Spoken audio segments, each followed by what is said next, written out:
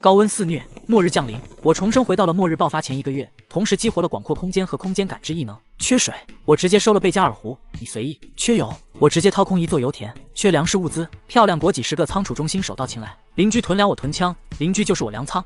此时正是2049年12月1日，正值寒冬，距离末世1月1日还有1个月，怎么能不趁此机会收割一波？哈哈哈！这滔天的富贵可不能就此白白浪费。首先，我带着全部身家314万直接来到小吃街，烧烤、蔬菜、炸鸡、汉堡。各种披萨、卤煮、麻辣烫、小笼包、辣条、臭豆腐等等无数种只有你想不到没有我买不到的小吃，不管好吃难吃，统统大包买放进异能空间里。第一波物资囤积完毕，68万的各种快餐，够我吃个10几年的了。然后我把手中持有的地产股份以15亿的价格卖给了前世害惨我一家的大伯，让他末世钱币变废纸，哭都找不到地方。卧槽了，重生这玩意都能变大！我竟然觉醒了传说中的第2个技能空间感知，同时我精确的感知到异能空间半径扩大了1000公里，雷达也不过如此啊！看来必须去一趟俄国了。前世贝加尔湖成了世界土豪和俄国最大的生存基地，这直接让俄国成了世界上唯一的超级大国。毕竟俄国地处纬度高，温度就低，又有贝加尔湖，那里的水够全地球60亿人喝50年，而且湖里还有那么多鱼，不缺吃不缺喝。我他妈这次把贝加尔湖给你装走，我看你老毛子这次还牛气什么？喂，麻烦帮我办理一个去俄国的旅游签证，越快越好，钱不是问题。好的，我这边给您加急，最快3天，最慢7天，办好了给您回复。接下来我开着3000万的限量款兰博基尼，顺着记忆来到了一家不大的房地产中介公司。我以5000万的价格打包买下地产公司，将公司业务改成全租房，租客只需要付房价50%的押金，就可以永久免费住。而我用租金2成首付贷款买房2.5套，再租出去贷款买6.25套，然后继续贷款继续出租。至于贷款，1个月后就是末世了，正经人谁还还贷款啊？马云说的没错，未来房价如葱，一颗葱就可以换一套房子。接着我去了沪龙安保公司，委托老大王龙1个月内为我建造1万平的别墅，地上3层，地下2层，全屋全钢结构，墙体用1米厚的钢板，隔冷隔热防辐射，玻璃用10公分厚的防弹玻璃和1厘米防爆夹层，一共13层1米半厚，内置防辐射窗帘，大门钛合金1米5厚，楼顶铺满太阳能电池板，别墅4周通高压电网，全别墅独立局域网，制冷、制热、发电、喷毒，空气净化系统应有尽有。我要的效果是核弹把我的别墅炸飞了，也不能炸碎了。至于建设资金30亿，我只首付3成就立马开工了，怕王龙不放心，又抵押了西山别墅区800亩的地契给他。这时我的卡里还有5亿4千万的余额，于是我找到黄海市最大的特种车制造厂长，我的好朋友赵卷，给我制造2辆特种改装车。第一辆车得适应70度的高温，最少10个车轱辘，全是耐高温防爆胎，双发动机驱动，内置水冷却发动机散热器，车体用2厘米厚的钛合金板，车头重点钛合金加厚，防爆防弹板材玻璃，车内要有空调，内置抗高温隔热材料，压到反坦克地雷，炸飞了都不能炸穿。第二辆要雪地履带车，同样双发动机，要耐得住零下70度的低温，可以安很多个电瓶，底下要有滑雪板，防止掉进雪洞，玻璃要耐低温，防弹防爆，同样钛合金车体，对在墙上墙倒了车也不能坏。2辆车的备用零件都给我准备10套以上，常用的零件必须准备100件或者1000件，1个月内2辆车做完，也不是太为难你吧？支付宝到账3亿元。我现在就把厂子里所有订单全推了，加急给您做出来。1个月内我要是不把2辆车给您送到您家去，我就把我脑袋送到您家去。这钱真不经花啊！这才1天时间，15亿就剩下2亿4千万了。不过手机里的余额在末世到来后只是一串数字，必须现在花出去才行。在黄海市第1人民医院，我以要建设私立医院为由，订购了5套标准医疗器械、5亿的药品，加上绷带、纱布、止血药、消炎药、晒伤膏、抗感染和抗冻伤的药等等，一共10个亿。我付了2亿定金，1个月内钱付清。接下来我在饿死了吗软件里所有的店挨家点，不管好不好吃也不看到底卖啥，点进去就是每样都输入50分，然后交钱下一家，一共点了足够我吃20年的外卖。此时最重要的庇护所、车辆、药品、医疗器械全部搞定了，我把到货的物品全部放进空间内，随身携带。食品这东西不着急，大不了末世到来开车拿枪去抢邻居的就行了。邻居囤粮我囤枪，邻居就是我粮仓。末世3年里，我不记得自己玩多少次零元购了，技能熟练度高的不得了。下一步计划就是买油了，我撸了各种高利贷网贷，抵押了车子，共撸出1.2亿，跟石油公司订了4000立方汽油、3000立方柴油。就在我的卡里还有不到100万的时候，我的手机响了。你好，陆超先生吗？您的签证已经办理完毕，请您明天来取您的护照。好的，知道了。开始买机票，明天出发，贝加尔湖我来了。次日凌晨12点，我人已经站在了硕大的贝加尔湖中央。此时我身上绑着绳子，带上氧气瓶，直接打开空间。5米厚的冰瞬间被收走，贝加尔湖的水位以肉眼可见的速度往下降，被卷入巨大漩涡的各种水生生物进了空间直接死亡。直到凌晨4点，我这才下到了贝加尔湖所在的最深处，1300米。哎，还是给你们留300米吧，这天都快亮了，我也没时间往下收了。就在全俄国在为贝加尔湖突然消失而举国震惊的时候，我已经来到了俄国的导弹发射基地，搞定守卫后，将我看到的所有武器、手枪、冲锋枪、火箭筒、RPG， 只要手电筒光线照射到的，全都收进空间。5台导弹发射车、导弹发射井、备用导弹，给爷爷统统过来吧。而由于第3个导弹发射基地有1000多人巡逻，不好偷，我直接放出一点点贝加尔湖的水，直接把基地淹了，顺便收割了装备若干。回来的路上，我又收了1个油田以及配套设备，2个煤矿，这样就是后期韩朝来了也不用担心缺煤了。俄国不出意外的已经炸锅了，而又过了几天，漂亮国那边传来消息，他们的航母基地被偷了，大型航母若干个，包括附近航母补给站的重油、航空汽油、航空燃油、各种军粮、防寒物资、水果冻肉、罐头粮油等所有物品全都在一夜之间无声无息的消失了。就这样到了12月15日，我一不做二不休，8天时间，从华盛顿的仓储中心、各大超市开始，一路往北到枫叶国、石油公司、仓储中心、巨型超市、各大医院、服装厂、冷冻厂、机械厂、军工厂，只要我觉得有点用的，全都顺道给偷了。一直到了枫叶国，我迅速坐上飞机，14小时后，我已经身处于我梦寐以求的安全屋，我的末日堡垒大别野。此时所有工程已竣工，我在别墅下方埋了一点点炸药备用，做了些收尾工作，静静的等待着末日那一时刻的到来。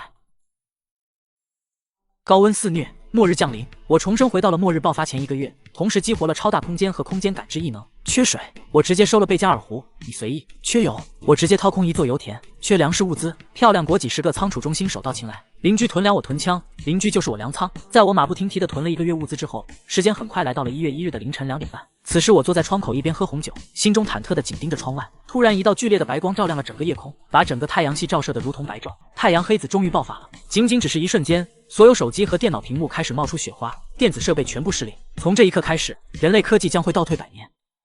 大概1分钟后，天空那道白光才渐渐消失了，而不少人在睡梦中压根都不知道这个世界发生了什么。凌晨2点半发生了什么？那一瞬间，我仿佛看到了我太奶奶在向我招手。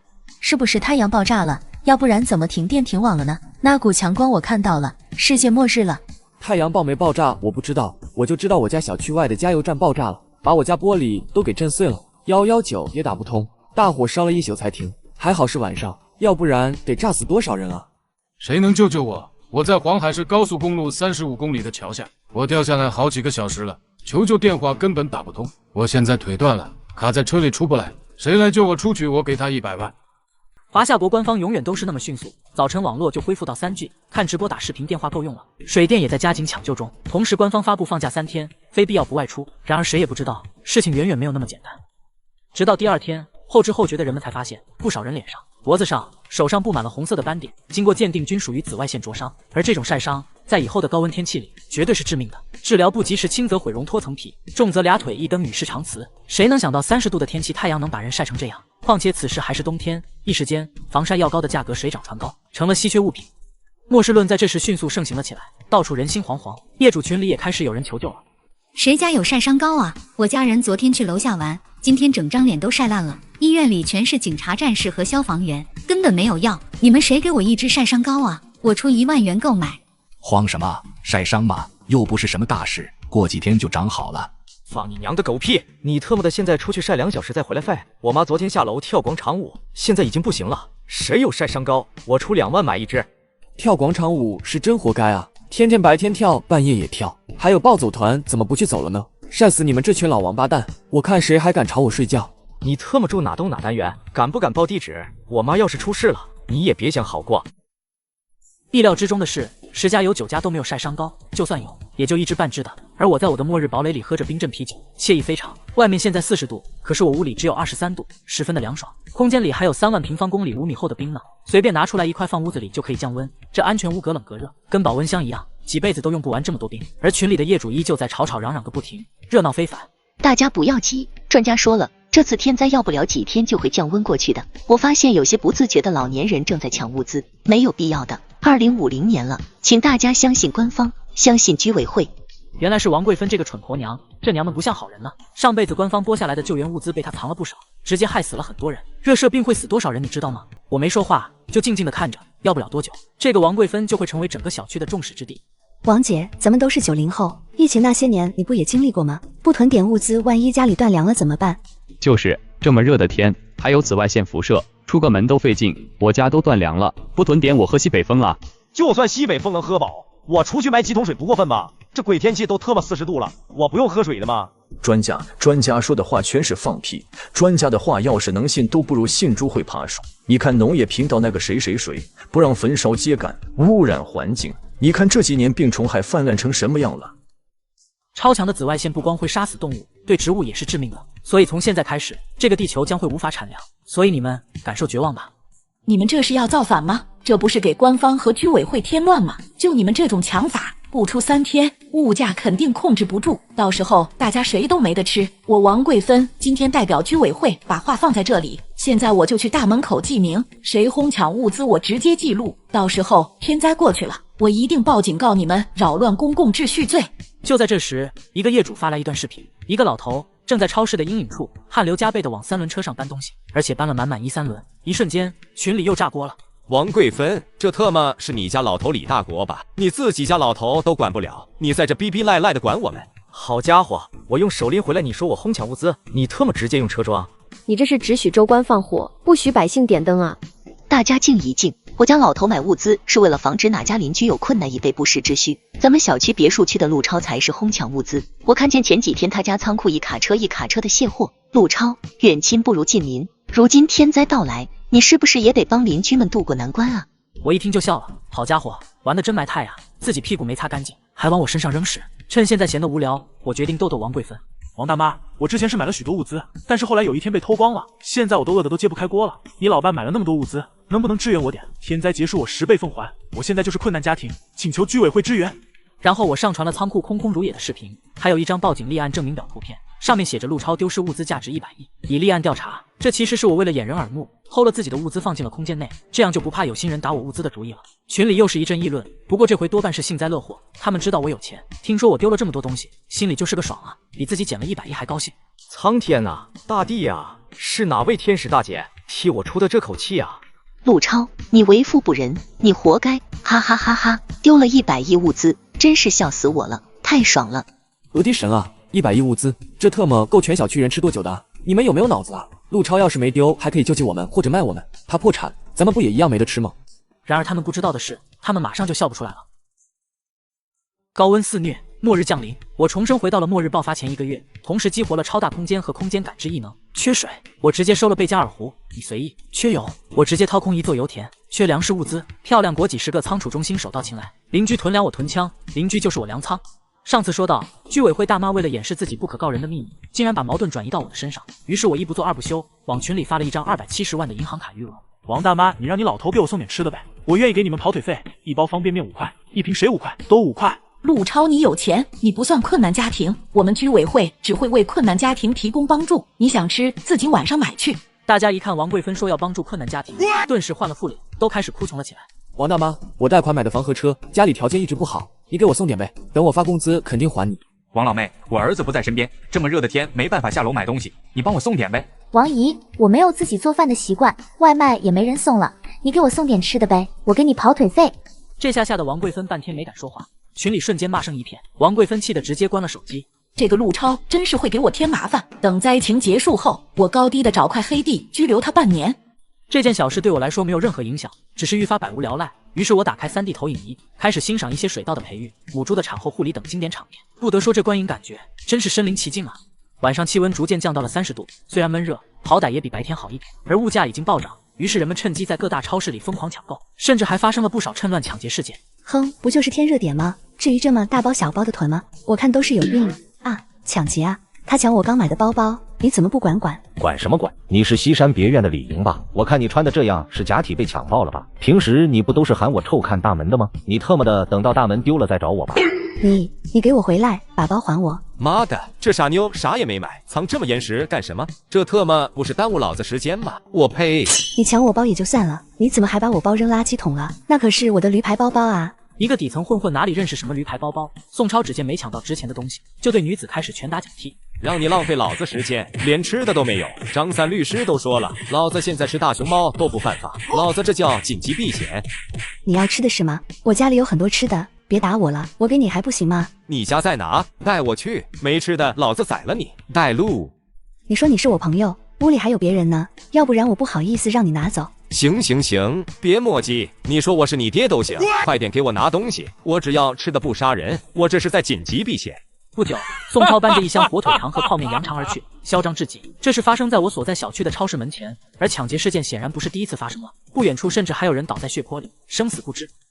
这时群里又有人说话了：西山别院的家人们，我父亲昨晚去世了，现在火葬场联系不到，医院电话也打不通，我该怎么办？等凉透了以后，切片凉拌。你以为我特么在跟你开玩笑呢？你住哪栋哪单元几零几？我现在就去给你切片凉拌。我没跟你开玩笑，我妈前天晚上也去世了。这个天气这么热，你说我怎么办？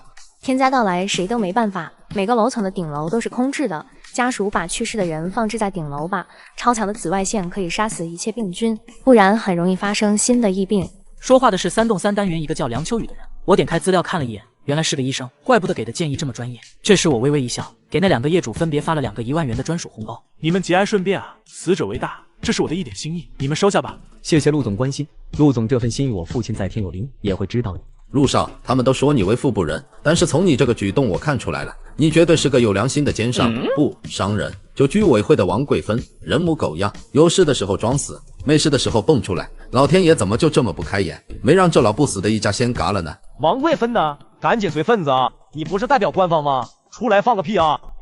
王贵芬气得又关了手机，不想再看别人骂他。这个陆超，你和我找不自在是不是？有钱你就了不起呀？你以为有钱就能为所欲为呀？妈，你气什么？咱家囤了几3轮车物资，一家4口人2个月都吃不完。陆超是有钱，可是家里泡面都没有了，要不了几天他就得饿死。等他在群里求助的时候，咱们再好好教训他，不就完了？听到儿媳妇的话，王贵芬点点头，确实是这么个道理。小不忍则乱大谋，我看陆超你还能嚣张几天？这有钱人就喜欢在这种时候彰显自己的能力，可是没人会记得你的好。等你快饿死的时候，你看收了红包的人谁能帮你？这时群里又出现了求购晒伤膏的信息，恰好之前被抢劫的李莹说自己有一连10支防晒膏，而1支防晒膏的价格已经涨到几百万甚至上千万不等。西山别院别墅区有钱人不少，一看有人卖物资，一些人赶紧抹防晒霜出门，很快就来到了李莹的楼下。一个一个排队来，不许吵，你们谁要是大声，我可就不卖了。好好好，我直接给你转账，绝对不出声。只要你卖，我就是跪下叫你奶奶都行，我肯定不出声。女菩萨，你就是来拯救我们的女菩萨。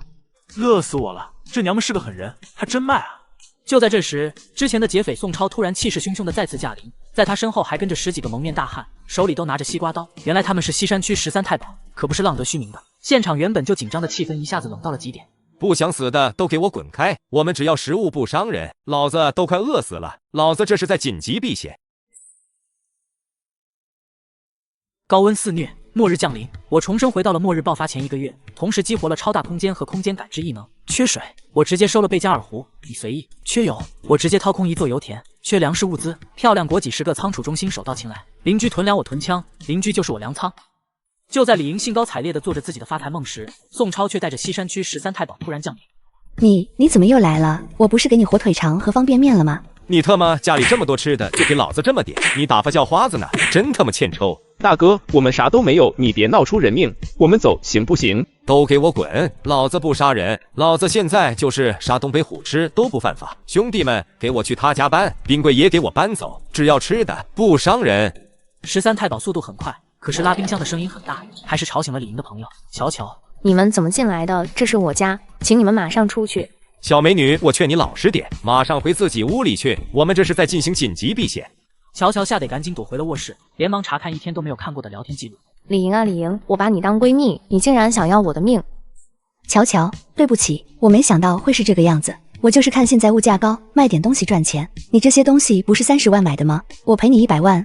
1支晒伤膏你就卖了300万，9支2700万，你现在给我100万，你打发叫花子呢？李莹，从现在起，请你离开我的房子，咱俩以后恩断义绝，你离我远点，下次见面我怕我忍不住宰了你。乔乔，你囤物资不就是为了赚钱吗？现在你也赚到钱了，咱俩这么多年的感情，难道还比不上这点东西吗？再说是他们抢的，不关我的事啊！滚，别逼我砍了你，我现在还不想嘎人。这件事处理的我只能给你打3星。那个李莹很明显就是个要钱不要命的白莲花，现在嘎人都没人管，你留着她过年啊！这时我从空间里拿出2台无人机，从窗户放出去，就让他们在小区附近巡查，以便随时了解外界状况。很快就到了晚上，乱世之下，竟然有不少人开始了惊险直播，画面相当刺激。咦，这女的不就是李莹吗？原来李莹被赶走后，在商场展示柜里零元购了超多包包和鞋子，没想到出门就遇见了一个惊险主播。大哥，我没惹你啊，你要是想要高跟鞋，里面还很多啊，你这是要干嘛啊？别紧张，老莫，直播间千万老铁都看着呢，你要是主动点的，那我也没必要那么残忍。说话间，这名主播已经拿着西瓜刀逼近了李莹，李莹吓得腿肚子都软了，直接就跪了下来。菊花灿烂地上，你的笑容已泛黄。正当主播势如破竹无人能挡之际，一把西瓜刀直接自上而下劈了下来，瞬间斩断了他的手臂，鲜血飞溅了李莹满身，而直播间里也瞬间炸锅了。卧槽，你干什么？老子没惹你吧？我不认识你啊！你特么就是我在西山挑断教是吧？昨天直播间你不是让老子这个刷不起礼物的臭屌丝顺着网线来砍你吗？老子现在来砍你了，老子满足你的要求。我看到这一幕，这个气啊！本想再刷点火箭给李莹这个白莲花玩玩的，谁他妈知道半路杀出个暴怒网友啊！不过我卡里就只剩2万块钱了，还记得我在末世前买过一个房地产公司吗？我就给我的下属吴经理吴用打了个电话。老板，您绝对是我见过本世纪最伟大的操盘家，现在物价翻了100倍都不止，您现在应该是全国首富了。我看您囤物资，我也跟着囤，我把自己的5000万和公司账上的8000万梭哈了。您啥时候卖物资告诉我一声，我可不想错过最高价。行，多存点水，最好在别墅里挖个井，顺便把公司账上所有的钱现在都转给我，我有用。吴用果然很有用，很快往我卡里转进了96万，而我从空间里拿出一把手枪、100发子弹和麻将副象棋扑克牌、几本医书、武术书、几把开刃唐刀，送到了吴用的别墅门前。这里毕竟是我以后的团队，这次就当是考察了。老板好。擦嘞，美女，你叫什么名字？你多高啊？我叫江清雪，大学毕业，今年22岁，身高182，穿了高跟鞋才195的。从今以后不许穿高跟鞋，我不喜欢抬头看人。知道了，老板。好了，给你们发点福利，有吃有喝，劳逸结合，工资1个月1万，带薪休假。从今以后每天上午女生看医书，男生上午练拳击散打，下午时间自由支配，互相监督，举报有奖。而这天，李莹在群里知道我有钱有物资，给我发来了信息。陆超，你睡了吗？你给我1箱火腿肠可以吗？我现在可以过去陪你聊天打打牌。算了吧，我没兴趣，火腿肠我喂狗都不给你。难道我就要这样被活活饿死吗？就没有人能帮帮我？谁能帮帮我？要我做什么都行。现在李莹则是浑身疼痛，饥渴难耐。今晚这一切对她来说已经刷新了3观。该死的陆超，该死的乔乔！如果乔乔你不把我赶出来，我会受到这么大侮辱吗？我会被血中悍倒行吗？很明显，李莹本就不好使的脑子 CPU 彻底烧坏了。就在这时，手机响了。李莹看了一眼手机屏幕，瞬间看到了生的希望。信息是梁秋雨发来的。感谢你的晒伤膏，我男朋友现在情况好多了。我家里有很多吃的，而且官方救援物资已经到了。如果你不嫌弃压缩饼干不好吃，你可以来我家，3栋3单元303。乔乔，陆超，你们这么对我，你给我等着瞧！高温肆虐，末日降临，我重生回到了末日爆发前1个月，同时激活了超大空间和空间感知异能。缺水，我直接收了贝加尔湖，你随意。缺油，我直接掏空一座油田。缺粮食物资，漂亮国几10个仓储中心手到擒来。邻居囤粮我囤枪，邻居就是我粮仓。黄海市最高气温已经达到了60度，夜间气温也有40-50度。而我在安全屋里待了几天，倍感无聊，就拿着望远镜四处观望，结果发现乔乔又在偷窥我。你又在偷看我，你要不要这么闲？我知道我风流倜傥，英俊潇洒，气宇轩昂，迷倒亿万少女。你饿了告诉我，每天都在偷看我，你不怕长针眼吗？那你今晚来我家玩啊，我看你也挺无聊的。我一个娇滴滴的女生不敢出门，现在世界太疯狂，我害怕。这娘们不像好人啊！陆超，现在真的已经世界末日了吗？这天灾到底什么时候才会结束？最多3天，天灾就会结束。你得相信官方，这才几天你就挺不住了，你得坚持下去啊！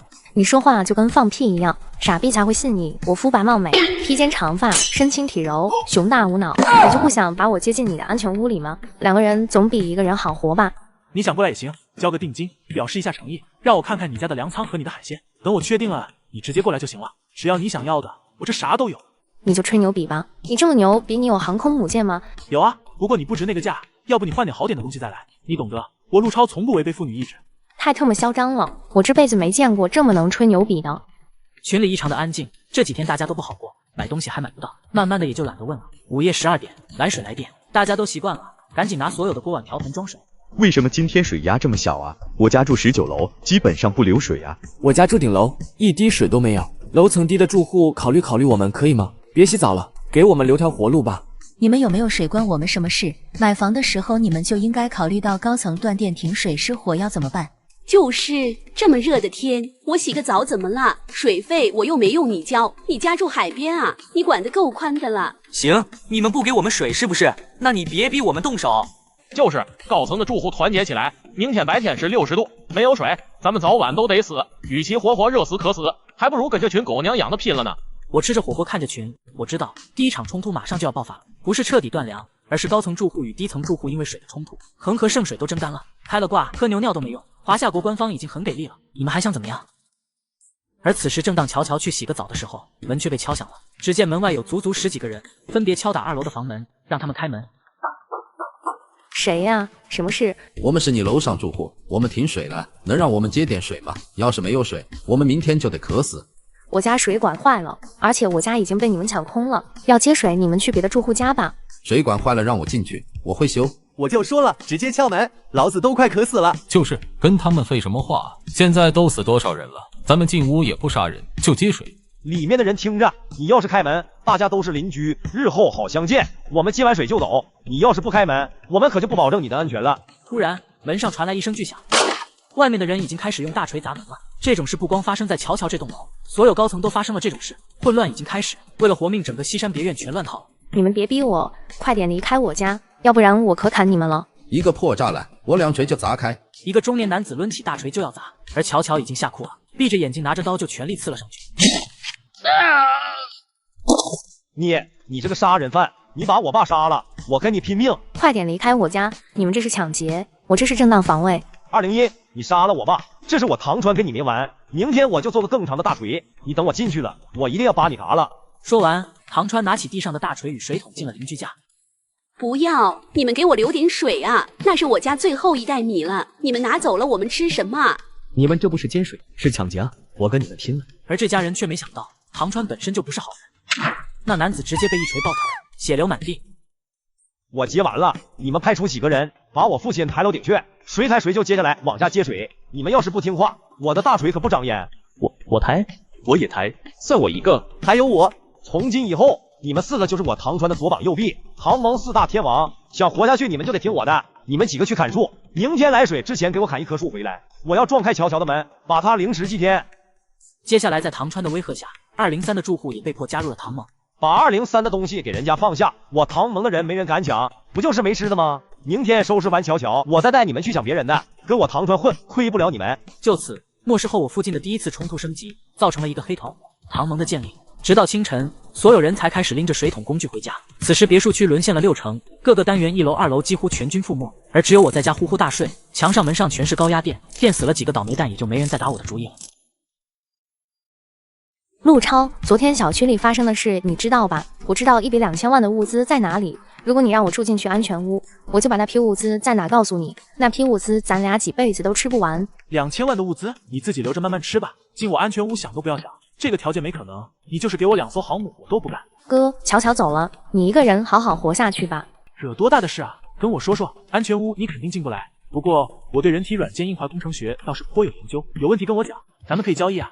这个王八蛋还是这么贱啊！反正我都要死了，我死也得先弄死你。此时乔乔还不知道，这个决定将是他此生最后悔的一个决定。高温肆虐，末日降临，我重生回到了末日爆发前1个月，同时激活了超大空间和空间感知异能。缺水，我直接收了贝加尔湖，你随意。缺油，我直接掏空一座油田。缺粮食物资，漂亮国几10个仓储中心手到擒来。邻居囤粮我囤枪，邻居就是我粮仓。话接上集，乔乔见自己的计划没有得逞，歪心思也随之而来。反正我杀1个人也是杀，杀2个人也是杀。先宰了陆超，你这个王八蛋，然后再死。惹多大的事啊？跟我说说，有问题跟我讲，咱们可以交易啊。我昨天晚上把楼上抢水的人杀了，他们要报复我杀我，我一个人挡不住那么多人，今天晚上我死定了。那都是小事，你过来陪我玩果冻跳跳糖，我给你拿一把手枪，200发子弹，守住你家简简单单，你把你们这栋楼的人全毙了都行。没想到陆超这个王八蛋竟然有枪。如果能进安全屋，如果我能把陆超宰了，我不光能抢一个安全屋，还能抢到热武器，这必须放手一搏啊！好，你等我一会儿，我马上就过去。乔乔立马涂好防晒霜，带着遮阳伞，忍着将近60度的高温来到了我家门口。这天太热了，呼吸都感觉肺部在灼烧。别动，双手举起来，慢慢走进来。好了，把这个糖吃了，然后去洗个澡。乔乔仔细打量着我的安全屋，彻底震惊了。只见屋里就是一块5米见方的冰块，正在给安全屋降温，外面60度，屋里也就20度左右。果然，有钱人的世界就是不一样。乔乔洗完澡后，我们便在房间里血战1小时，之后乔乔沉沉睡去，而我考虑了很久。虽然乔乔是我第一个女朋友，但是防人之心不可无，再加上之前我们的交易是替她解决楼上的麻烦，于是我决定先把她送回家。在乔乔家，我发现了3个月的小藏獒狗方子，正考虑要不要抱回去给我的大狗安倍当个午饭，谁知这时门外却传来了不小的动静。我听到车的声音了，门果然开了。今天这娘们死定了！还有你小子，外面的车钥匙给我交出来，然后滚蛋！我唐川饶你不死！此刻唐川拿着他的锤子堵在门口，准备给我来一套乱披风锤法，而我却拿出一把手枪，然后对着他的脑袋上去就是一枪。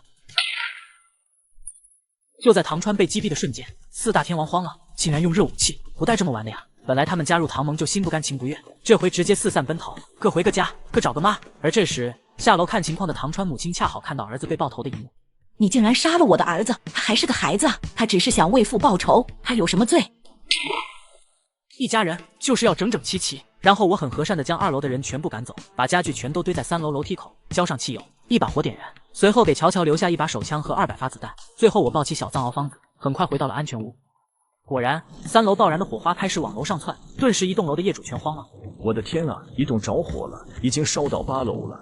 救命啊！谁能救救我？我家住13楼，就算跳楼也死定了。这火是陆超放的，他把易燃物塞满了3楼，又点着火，根本就没打算让1栋任何人活。陆超，你就是个杀人魔，我们异动招你惹你了。一看我成了全民公敌，王贵芬又站在了道德制高点上，开启无敌模式。陆超，你果然暴露本性了！我代表北山别院所有业主谴责你，等秩序恢复，我一定会报警抓你。我微微一笑，怡然不惧。王贵芬，你家住哪栋？报个地址，我直接也放把火送你们一程。我做好事从不留名，请叫我正义的使者，正义超人煎饼侠。就在这时，我被踢出群聊了。不过不怕，我还有一堆小号在群里。我是郑大海，我愿意带头惩治陆超。今天晚上有谁愿意跟我一起干的？报个名，太阳落山后来我家集合。大海哥，我家有电锤，来电了我就跟你去。算我一个，昨天我兄弟被陆超墙上的高压电直接电死了，这个仇我必须得报。我也去，陆超这种杀人不眨眼的恶魔，人人得而诛之。看着这群心怀鬼胎的邻居，我只是笑了笑。你们扛着正义的大旗讨伐我是假，想霸占我的安全屋才是真的吧？敢放火烧楼就不怕你们报复，反正你们来撬门是早晚的事。我拿出一根雪糕，用小号默默潜水也不说话，顺便也看看他们的计划是什么。让我失望的是，这些人的手段实在不怎么高明，无非就是找锁匠撬锁、砸窗户、用撬棍。群里不断传来新消息，失火的那栋楼不少跳下楼的，摔死10几个，重伤几10个，轻伤6个，1个没事。正在群里疯狂呼救求收留，可是现在家家没余粮，谁都不想接济他们，包括有余粮的居委会王贵芬。而随着楼房内温度越来越高，失去药效的乔乔很快就清醒了过来。这不是我家吗？难道我跟陆超那个只是我做的一场梦？此时乔乔发现了桌子上的手枪以及200发子弹，还有房间被换的重量型钛合金大门，瞬间惊了。完了，我要被留在这里烤死了吗？说一笔交易就一笔交易，你竟然不管我死活！陆超，我 Sam Mushus， 你听到爱的陆超。果然啊，确实不应该把你留在安全屋，就这脾气，我睡着了你不得把我赶了呀！你可别想不开自杀呀！我要是知道你死了，就发给你哥和全网上去。你这身材这么正点，绝对点击量极高，到时候我还能赚点外快。你这个王八蛋，我到底怎么着你惹你了？你至于这么欺负我吗？别哭了，末世已经到来，而且以后只会越来越残酷。既然你是我第一个女朋友，我只能答应你，只要你对我不变心，你永远是我大老婆。给我点时间好吗？如果你说的是真的，我同意这件事，而且我有2000万物资做嫁妆，这批物资保存好，足够咱俩和孩子吃到老了。乔乔还是很聪明的，这让我很满意。很快就到了晚上，以郑大海为首的一行几10人，手持各种工具，悄悄来到了安全屋前，准备给我来点大的。高温爆发，末日降临，我重生回到了末日爆发前1个月，同时激活了超大空间和空间感知异能。这天，土匪头子竟然打着正义的旗号来抢劫我的安全屋，真是太嚣张了！都跟我走，就在今晚讨伐陆超，都给我小心点！陆超家墙体布满了高压电，千万别碰到！就这，老大你是不是太高看陆超了？我几刀就能把他这破门劈开。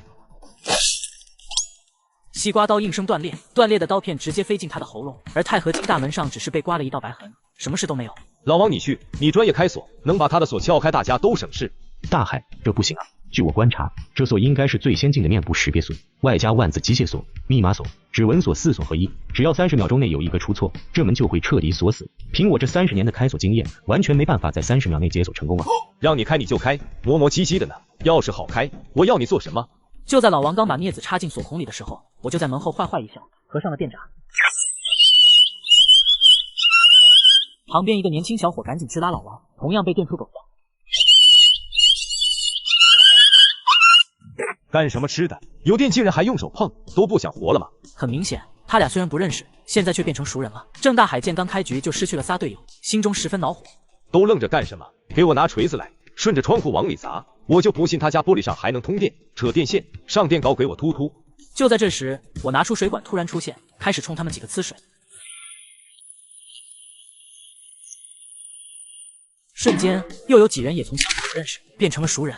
我尼玛！陆超，你这屋子里肯定有水有物资，我现在喝水都得省着喝，你竟然放水浇人！我这洗澡水没地方倒，没想到外面还有人，都离我家远点啊！呲你们身上电死你们，我可不负责！陆超，你现在不光放火烧楼，还电死这么多条人命，识相的你赶紧把门给我开开，接受调查。我现在代表官方逮捕你，如果现在开门，我可以视为你有自首情节，最多死缓，进去蹲几年也就出来了。你可要考虑清楚不开门的后果。不用给我判死缓，你判我死刑就行了。进来打我吧，只要你能进来，你随便打。你觉得我进不来是不是？我一个人进不来，我摇人还不行吗？我就不信1万个人还进不来。说着，郑大海往群里发了一个消息：我是郑大海，我发现一个秘密，陆超说他丢了100亿物资，他根本没丢，全都被他藏进安全屋里去了。家里没水没粮的都给我过来，只要进了陆超的安全屋，大家都有吃的喝的了，那可是100亿的物资。我操，陆超家里竟然还有冰，而且他还用龙虾涮火锅。不行了，反正早晚也是热死，给我1块冰让我爽爽，我死而无憾。干了兄弟们，陆超嘎了那么多人，我们这是在执行正义。打倒嘎人魔，为移动的人报仇。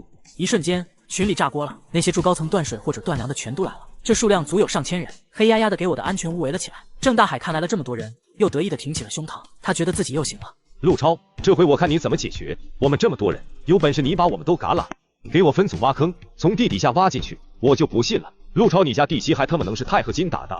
要不要把他们都嘎了呢？还是算了吧，空间不能收。这要是把他们都嘎了，那么多人不得烂自己家门口，到时候不得有瘟疫。大海哥，你让他们别挖了，你过来，咱们有事好商量。现在知道害怕了，你把门给我开开，我进去以后就好好跟你谈。行，有事好商量，你站着别动，我只放你一个人进来。郑大海，你听过狗怎么叫吗？啊，我的脸啊，我的耳朵，陆超，我要嘎了你，我要嘎了你！哈哈哈哈，原来狗是这么叫的呀！说着，我又把积攒了几天的狗屎泼下去，刚好浇在郑大海的头上。陆超，你给我等着，等着，咱俩没完！郑大海也知道伤口沾上狗屎会怎么样，赶紧捂着脸回家清洗，要不然自己死定了。而我则饶有兴致，对准挖坑的位置，打开射击口，点燃燃烧瓶，直接扔了进去。不一会儿，他们在众目睽睽之下躺在自己挖的坑里，都不用麻烦别人帮忙了。剩下人看到这一幕，吓得远远的离开安全屋，生怕自己一不小心被飞来的燃烧瓶烧到。大海，忍着点，这么热的天可不能出差错。你要是死了，我就带着孩子改嫁。郑大海老婆苏瑞红直接交上碘伏，然后开始穿针引线，就像是缝棉裤一样，给郑大海的大脸给缝上。陆超，你给我等着，抓到你我不把你千刀万剐，我跟你一个姓！这把郑大海给疼的，俩腿一蹬，直接晕了过去，生死不知。放心吧，大海，你就是死了，我也会给你报仇的。我苏红瑞的男人没有一个会白死的。苏红瑞没开玩笑，他真嘎过人。他每次受伤就会纹上一块纹身遮盖伤疤，而现在他除了脸蛋和脚底板没纹过身，其余都是纹身。这娘们根本就不知道什么叫做怕死。于是，一个阴险的计划在他脑海中逐渐成型。高温末日降临，我竟然重生到末日爆发前1个月，同时激活了超大囤货空间。就在黑老大郑大海被我重伤后，大嫂苏红瑞终于坐不住，决定重出江湖了。你们也真是废物啊！一群人一个人都搞不定，还特么的有脸回来吃饭。今天全给我停水停饭，都给我饿着。黄海13妹这个名字早就如雷贯耳，虽然这几年她退隐了，但是他们丝毫不敢怀疑这个大嫂真的敢把他们砍碎了喂狗。喂，老王妈，我13妹，我老公被人打成重伤，你还有枪和炸药吗？给我弄点。什么？现在枪和炸药都是紧缺货，你要我陪你3天才能给我行？3天后我回来直接炸了陆超那个破房子。老娘18岁，连黄海市银行金库都打开了，要不是我老公被人砍死了，我才杀了那么多人，打点关系，散尽家财，老娘会嫁给这个废物。一群小弟弱弱的不敢吱声，他们就是干强差的，不是混江湖的，根本不是一个级别的。给你们3天时间，从陆超的老房子挖地道通到他的王八壳子底下，我回来要是没挖完，你们就给我等死吧。好的，大嫂，保证完成任务。而就在苏红瑞这边准备偷袭的同时，大家所期待的官方救援也终于来了。现在所有人把自己家剩余人数、身份证号报告给你们楼长，明早3点官方的救援物资到了，按人头领取，每人1份。王贵芬一句话，使得整个业主群瞬间爆炸。苍天呐，大地啊，官方终于管我们了，我马上就快断粮了，再不来救济粮，我都要饿死了。感谢官方，感谢居委会主任王贵芬，感谢各位楼长。我就说天灾无情人有情，官方不会不管我们的。官方会下来人吗？赶紧举报陆超纵火烧楼，在家里撕拉电网电嘎100多人，这种事必须判死刑。就是必须打倒奸商陆超，要不是他黄海市至于这么缺物资吗？我们至于什么都买不到吗？终于到了后半夜，物资才开始发放，小区内人流涌动。我偷偷放出无人机，悄悄观察着周围的动静。每人2斤压缩饼干，1瓶罐头，5袋速溶饮料，5包小咸菜。末世里人们可以为这些补给打得头破血流，对我来说塞牙缝都不够，所以我也懒得领了。而所有人都非常不满，本以为有鱼有肉有蔬菜，没想到就这么一点点。这时女医生梁秋雨一身酒气，双目无神地走到物资领取点。之前群里有人爆料，她被渣女李莹抢走了男友，并且偷走了全部物资，所以最近一段时间过得很不好。梁秋雨，来领你物资。突然，一声枪响打破了原本维持好秩序。不想死的滚回楼上去，要不然老子一枪崩了你们！一个满脸伤疤男人拿着手枪指着一群人，瞬间人群乱作一团。唯一特殊的就是梁秋雨，他生无可恋地走到劫匪旁边，开枪打死我！还真有不怕死的啊！老子现在就毙了你！游戏体验感太差，愿下辈子不要再来。哟，小娘子，虽然脏兮兮的，可是长得不赖啊！我回去教你练瑜伽怎么样？不，你要干什么？你杀了我，杀了我呀！史源，你给我住手，放开那个女孩！队长，凯华，你是来救我的吗？此人正是梁秋雨的前男友周凯华，在他身边还有得意洋洋的李云。史源，这是你嫂子，要练瑜伽也是我先来。周凯华，我真是瞎了眼了，我跟了你6年，竟然没看出来你是这种人渣。我卖了房子，用尽全部积蓄换了一支晒伤膏，才救你一命，你特么就是这么对我的。你说你是卖房才给我换了一支晒伤膏？梁秋雨，你给我滚！你别想破坏我们的感情，我和周哥才是真爱，你算什么东西？行，周凯华、李莹、史源。而此时史源却明目张胆地开始抢物资。你们几个出来往车上搬东西，其他人给我滚蛋！西山别院抢物资的事不光发生在3栋枪声一响，几乎所有人都开始抢。周凯华等人抢了3栋楼的救援物资，郑大海那群小弟仗着人多也开始抢。西山13太保也不惯着任何人，开始紧急避险。王贵芬更狠，带着儿子一家人压根就没发救援物资，小区内完全乱套，混乱至极的末日现象终于在这时候爆发开来。时间渐渐到了清晨，突然一则不同寻常的短信打乱了我的头绪。末日降临，人心惶惶，我意外重生至灾难爆发前1个月，并且获得神秘囤货空间。就在小区内上演一番盛大的末日景象之后，我突然收到了一则不同寻常的消息。陆超先生您好，这里是华夏国黄海市救灾指挥中心，您现在已经得到黄海市官方抗灾庇护所的进入资格，请您3天内来到指定地点，3日后将无法进入，这是您最后的生存机会，请您慎重考虑，不要将此信息公布转告任何人，此信息是官方机密信息，一旦公布，官方会强烈追责。华夏国官方，黄海市抗灾指挥中心。这条所谓的官方短信最后还带着位置坐标，我直接点击删除，完全不屑一顾。傻逼，就是想看看我有没有那100亿物资，老子有病啊，会上你这个当？我上辈子都没收到信息，这辈子收到了，因为什么我会不知道？我说官方怎么会平白无故当圣母发救援物资？这是要稳住普通民众，给他们点希望。最近精英撤走前别乱套啊！而此时，我的无人机上突然传来了一个画面，画面中的梁秋雨神情绝望地喝着酒，阴暗的脸上满是愤恨。这个曾经被伤害和背叛的女人，如今已生不如死。老娘绝对不能死，起码在宰了你们这群畜生之前不能死。随后他在群里发了一条令人震惊的消息：枪，我要枪，谁给我一把枪？现在要我干什么我都干。我思考片刻，决定用小号联系他。别动！真枪？这是给我的吗？交易结束就是你的了。还是原来的套路，还是原来的配方。不过我不确定梁秋雨会趁我不备嘎了我，还是愿意与我坦诚交易。就这样一直到了1月10日，漂亮国才终于宣布，末日已经爆发了10天。由于全球力量有限，每个人都只能依靠自己的力量寻求生存。不过对于我前世的记忆来说，这消息却是提前了很久。看来因为自己重生囤物资，改变了很多因果。就在这个时候，一则来自俄国的黑客消息，如同黑暗中的一线光明，再次传到了全世界所有幸存者的手中。俄国现在已经成为全世界最适合人类居住的土地，现在只需要每人缴纳10斤的金砖，就可以永远在贝加尔湖生存基地活下去。这条真正的官方消息只在瞬间就燃爆了全世界，懵逼的西山别院业主们也一脸懵逼。我他妈的怎么就这么嘴馋？我贪了一辈子钱，竟然因为饿肚子用了20斤金砖换了20个长带的破鸡腿，这他妈是生存基地2个名额啊！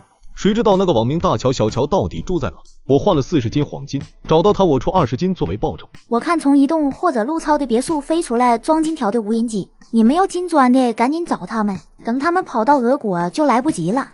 他们所提到的大乔小乔，原来是指我的大老婆乔乔，而我们恰好手握一点点金砖。业主的行动效率之高令人啧舌，前一刻还在群聊中，后一刻就已将我的别墅团团围住，声嘶力竭地要求我交出金砖。里面的人听着，交出所有物资，交出所有金砖，我让你们不死。为了贝加尔湖进攻！哈哈，你们怕是不知道，贝加尔湖已经快被我掏光了吧？你们就算去了，也未必能活下去。我笑了笑，穿好防弹衣，扛起 RPG66。我尼玛，还带这么玩的吗？这可是华夏国啊！你有枪我还理解，你他妈哪来的炮啊？那群人吓得赶紧逃跑，头也不回，金砖也顾不上要啊！事不宜迟，我迅速打开大门，释放出了我的末日战车，随后猛踩油门，就像撞脑篮球一样将它撞708路。在这千钧一发之际，一名官方工作人员手持手枪站在车前。陆超，现在马上停车，否则我击毙你！